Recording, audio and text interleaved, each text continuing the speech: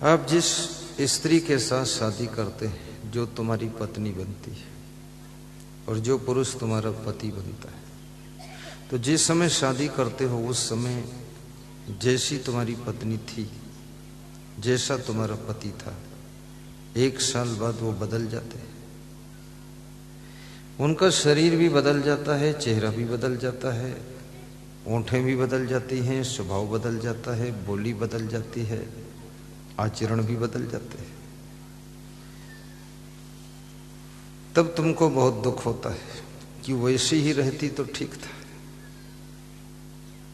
एक पति अपनी पत्नी से कह रहा था, तू तो धीरे धीरे डोकरी हो गई। तो पत्नी ने कहा, कब तक छोकरी रहूंगी, आखिर 7 बच्चों की मां बन गई, अब डोकरी तो होने 7 छोकरी छोकरा हो चुके, फिर भी हमको छोकरी देखना चाहते, अब डोकरी तो रहूंगी। पति चाहता है मेरी पत्नी वैसी ही उम्र में बनी रहे, लेकिन जगत के परिवर्तन चक्र में हर चीज बदलती हुई नजर आती है। जो लोग बचपन में तुमको बहुत प्रेम करते थे, वही लोग जब जवान हो जाते हैं तो तुम्हारे पास बैठते नहीं,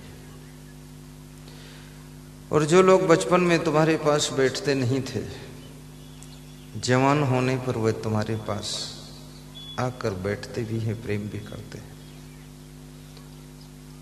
बुढ़ापे में फिर तुमसे दूर हो जाते हैं, और जिनसे जिनसे तुम प्रेम करते हो उनको तुम खुशी देखना चाहते हो। जब वे थोड़ा उदास दिखाई देते हैं तो तुम चिंतित होने लग जाते हो। उनके चेहरे पर थोड़ा निराशा दिखती है तो तुम दुखी होने लग जाते हो और पूछते हो क्या बात है।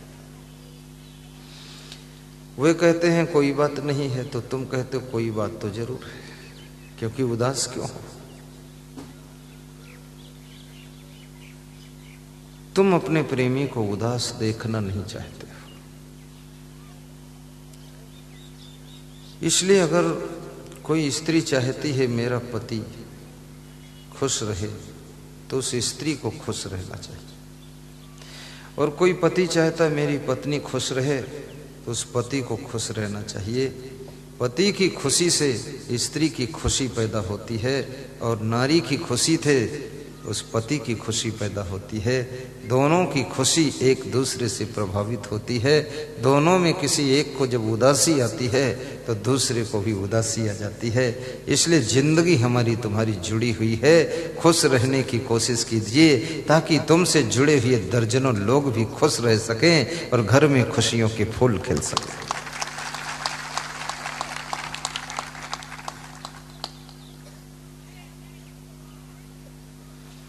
संसार में खुश रहना बहुत कठिन है।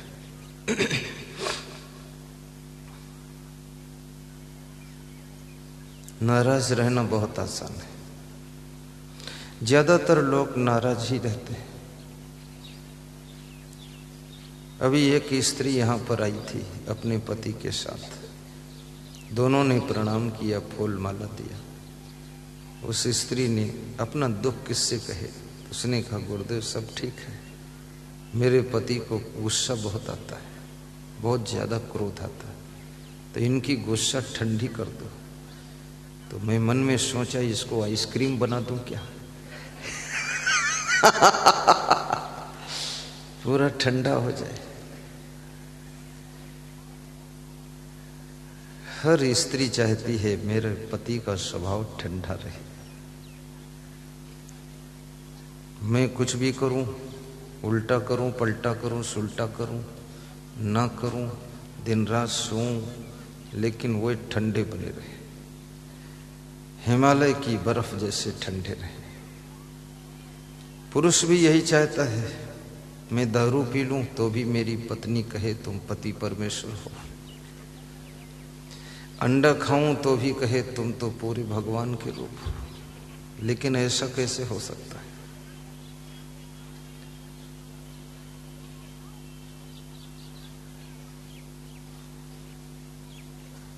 जब तुम गुस्सा करते हो, धीरे धीरे गुस्सा करने की तुम्हारी आदत बन जाती है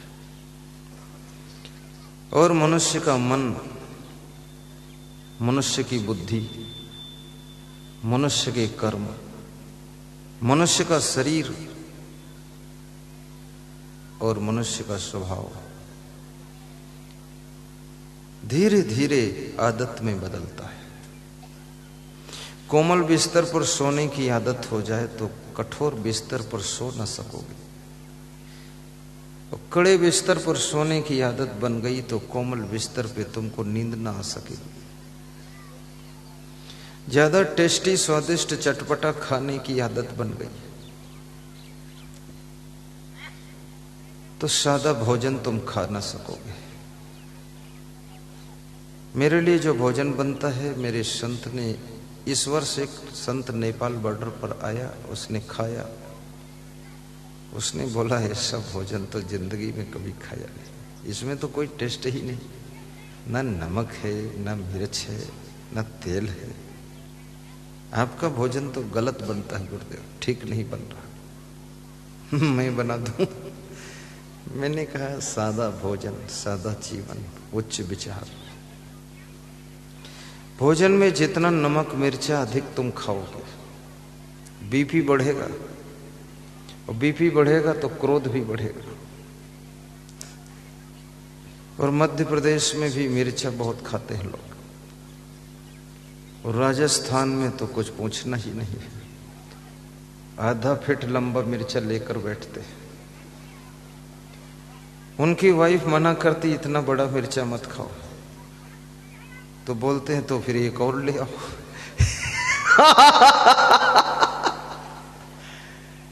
ऐसा खतरनाक मिर्चा। ये मिर्चा तुम्हारे शरीर में उन तत्वों को विकसित करता है जिससे गुस्सा बढ़ती है, और मिर्चा से पाइल्स की बीमारी का भी जन्म होता है। इसलिए मिर्चा थोड़ा कम कर दीजिए, और मीठा भी कम कर दीजिए, क्योंकि मीठा अधिक खाने से आलस्य आता है, और मीठा तुम्हारे नस नस में मीठा मीठा दर्द पैदा करता है। वो खुद भी मीठा है तो मीठी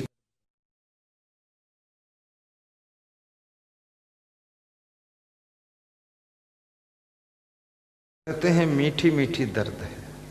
कितना बड़ा सौभाग्य है, दर्द भी और मीठी।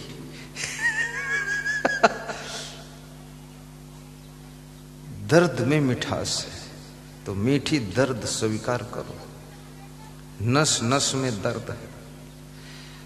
लखनऊ में एक साधु भजन गा रहा था कि दर्द मोरे नस नस में, गुरुजी पिलाई दे ज्ञान की घूंटी, दर्द मोरे नस नस में।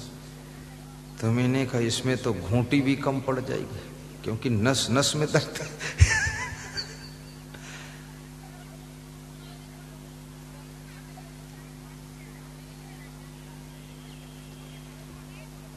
मन को भी संभालिए, मन में कोई आदत मत बनने दीजिए।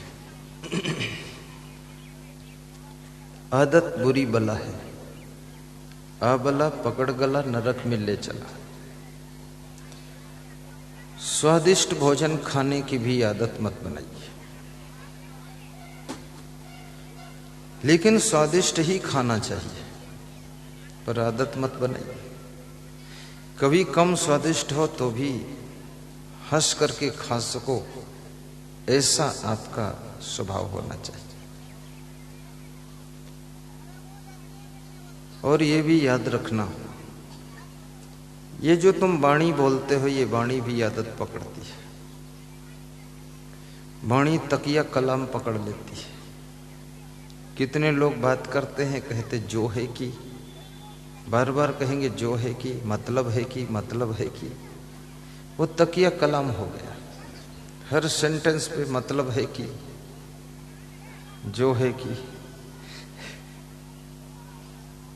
बार बार कहेंगे तुमने समझा कि नहीं समझा, समझे कि नहीं समझे। अब ये आदत बन गई वाणी की। ऐसे गाली देने की आदत भी वाणी में बनती है, और गाली देने की आदत बन गई तो सामान को भी तुम गाली दोगे, रजाई गद्दे को भी गाली दोगे, मौसम को भी गाली दे दोगे। ये ठंडी जब बढ़ेगी तो तुम कहोगे कि इसको भी साला साली बताओगे, गर्मी बढ़ेगी उसको गाली दोगे, ज्यादा पानी बरसेगा तो बादलों को गाली दोगे। अब तुमसे कोई पूछे ये गालियां कोई समझता भी है तेरी? बोले तुम समझते तो तुम ही ले लो गाली, और क्या, दिमाग गर्म जाता है।